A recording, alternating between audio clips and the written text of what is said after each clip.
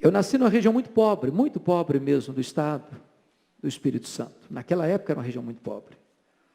Para vocês terem uma ideia, naquele tempo de 1958, onde meus pais moravam, não tinha estrada. Era trilha, só trilha.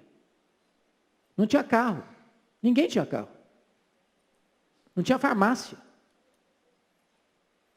Meu pai fazia uma viagem de 38 quilômetros para comprar querosene, sal e açúcar. Só para os filhos, porque ele não tomava para... O dinheiro não dava. A minha mãe estava grávida do seu último filho, já em estado adiantado de gravidez. E o meu pai sabia que a minha mãe não suportaria uma viagem de Padiola, 40 quilômetros, onde ficava um farmacêutico. Ele então mandou um mensageiro chamar o farmacêutico, ele veio, examinou minha mãe e disse: essa mulher vai morrer. Ela está muito fraca, está muito doente. E a criança que está no ventre dela está em agonia de morte.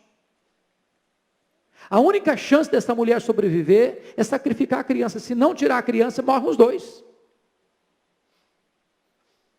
E a minha mãe toma uma outra decisão e disse: eu não desisto desse filho.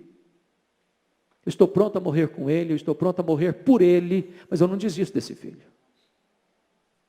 Naquele momento ela fez um voto para Deus e disse: meu Deus, se tu poupares a minha vida e o meu filho, eu vou consagrar esse filho para ti, para que ele seja um pastor, para que ele seja um pregador do Evangelho.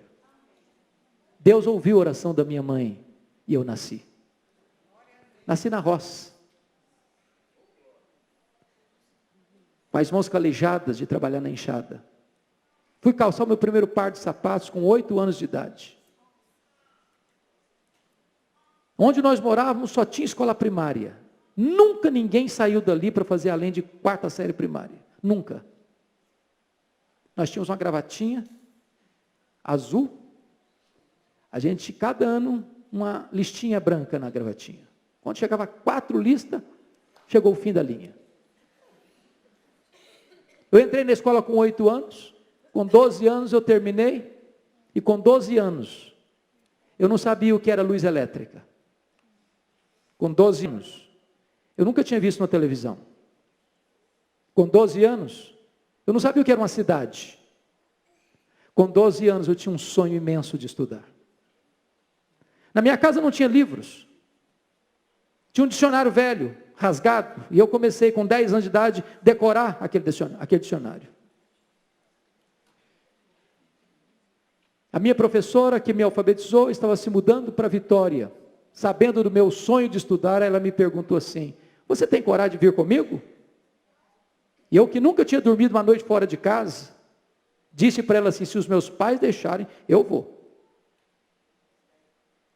E com 12 anos eu subi na carroceria de um caminhão. Fui parar no pior bairro da Grande Vitória, dentro de um mangue, do lado de um prostíbulo, no bairro mais violento. Um barraco de tábuas de 4 cômodos com 10 pessoas. Foram tempos dificílimos na minha vida. Dificílimos. Muitas vezes eu namorei um pão de sal na vitrine de um botequim. A fome era estonteante. As lágrimas rolavam dos meus olhos. Eu não tinha dinheiro para comprar um pão de sal para comer. Muitas vezes eu acordei chorando de fome. Não tinha açúcar para comer, não tinha farinha para comer. Eu dormia soluçando. Mas eu tinha um sonho. Eu queria lutar por ele. Eu nunca contei para os meus pais a minha luta, porque eu tinha medo que eles me tirassem. Eu queria estudar. A minha mãe nunca me contou o plano dela com Deus, embora analfabeta, era sábia. E desde criança o meu sonho era ser advogado e ser político. Eu não perdi um comício por nada. Naquela época os comícios eram na rua, no palanque. Enquanto a luz não apagava, enquanto o último orador não descesse do palanque, eu não ia embora. No dia que eu fiz 18 anos, Eu tirei meu título, me filiei num partido. Eu tinha grandes sonhos. Até o dia que eu estava conversando com um presbítero, o senhor José Scherrer. E eu disse para ele assim: presbítero José Scherrer, quando eu me formar um bom advogado, e entrar na política, e depois que eu fizer minha vida, aí eu vou entrar num seminário e estudar para servir a Deus. Ele olhou dentro dos meus olhos e disse: meu filho, você está querendo dar sobra para Deus, Deus quer você por inteiro e agora. Aquela palavra entrou com uma flecha no meu coração. E naquele momento eu desisti dos meus sonhos e abracei o projeto de Deus. E hoje eu posso garantir para vocês, não há nada mais sublime no mundo do que ser ministro do Evangelho, que ser pastor, ser pregador da palavra de Deus.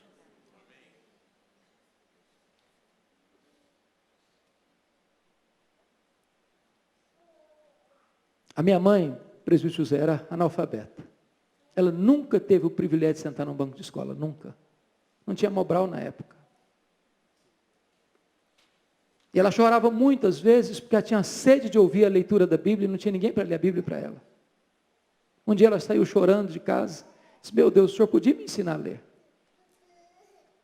E ela encontrou uma cartilha velha, pegou aquilo na mão e disse: meu Deus, me ajude a entender isso aqui. E aprendeu a ler, sozinha, naquela cartilha. Lia fluentemente a sua Bíblia. Antes dela partir para o Senhor, ela me chamou na sua casa e me disse assim: meu filho, eu preciso falar com você. E ela me contou essa história. E me disse mais, algo que marcou muito a minha vida. Ela era uma mulher muito doente, muito frágilzinha. Ela disse: filho, nesses anos todos eu nunca deixei de me levantar de madrugada na minha cama e dobrar os meus joelhos e pedir que Deus capacitasse você, que Deus ungisse você, que Deus levantasse você. E eu chorei muito naquele dia. Eu a abracei e disse: mamãe, a senhora está me ensinando a lição mais importante da minha vida. A senhora está me ensinando que um filho nunca é pobre se tem uma mãe que ora por ele. A senhora está me ensinando que o mais importante não são os meus sonhos, são os planos de Deus. Então minha palavra para você hoje é essa: nunca desista de seus sonhos, mas se preciso for, desista dos seus sonhos, para abraçar os planos de Deus, porque os planos de Deus são melhores do que os nossos sonhos. Eu queria orar com você hoje, nessa noite. Eu não sei quais são os sonhos que você tem no coração, talvez a conversão do marido, da esposa, ou dos pais, ou dos filhos, ou de um irmão, ou de um tio. Talvez você veja aqui hoje precisando de uma cura física. Talvez você veja aqui hoje com alguma luta dentro da sua casa, dentro da sua família. Só Deus para mudar esse cenário. Eu não sei qual é a sua causa. Mas se você quer colocar essa causa diante de Deus, eu queria convidar você para vir aqui à frente. Nós vamos orar juntos, em nome de Jesus.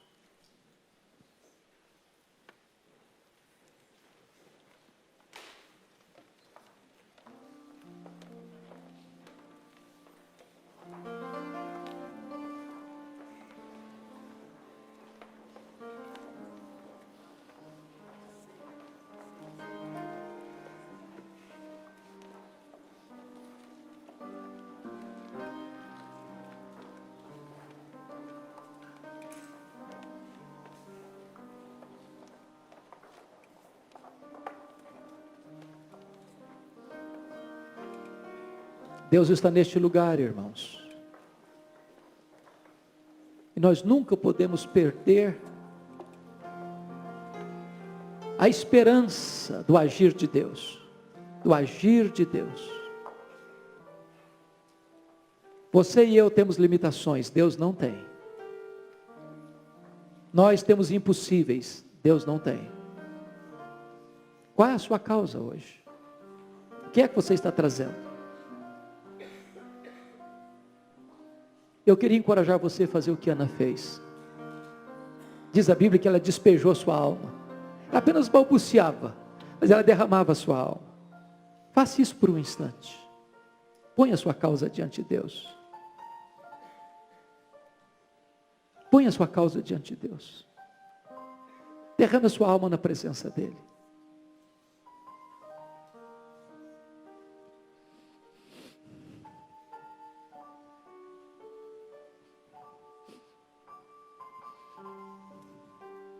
Bendito é o teu nome, Senhor. Bendito é o teu nome. Tu és o Deus das maravilhas, o Deus dos impossíveis, o Deus cheio de graça e misericórdia, o Deus que dá vida, o Deus que tira a vida, o Deus que exalta, o Deus que rebaixa,